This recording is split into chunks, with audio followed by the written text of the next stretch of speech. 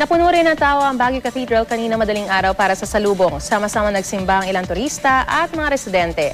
May ulat on the spot si Bernadette Reyes. Bernadette. Maris, hindi nakalimot yung mga tao dito sa Baguio na salubungin na may ngiti ang Easter Sunday. Kahit may edad na, hindi alintana ni Mary ang lamig makadulo lang sa salubong ni na Jesucristo at Birheng Maria sa Baguio Cathedral kaninang madaling araw. Bilang pasasalamat lang anak sa mga grasyang binibigay sa atin ng Panginoong Diyos. Ayun lang sa akin.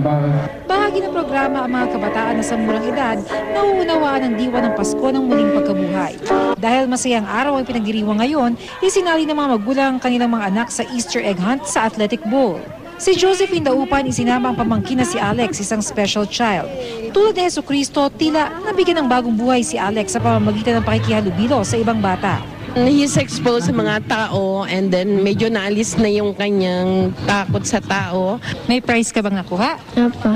Aside sa Easter egg hunt, magsisimba ka ba? Opo. Malalaking premyo naghihintay sa mga mananalo tulad ng mga laruan, teddy bear at grand prize na bisikleta. Tumulong rin po para maiano yung mga batang walang kaya po, ganun po. Para po makapag-enjoy rin sila.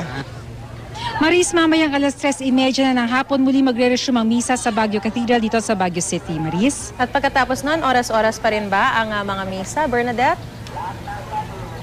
Oo, Maris, oras-oras pa rin yung magiging misa hanggang mamayang gabi dahil nga marami pa rin yung mga bakasyonista dito sa Baguio City. Kaya yan ay para bigyan daan din yung mga tao magsisimba dito sa Baguio City ngayong Easter Sunday, Maris. Maraming salamat, Bernadette Reyes. Happy Easter!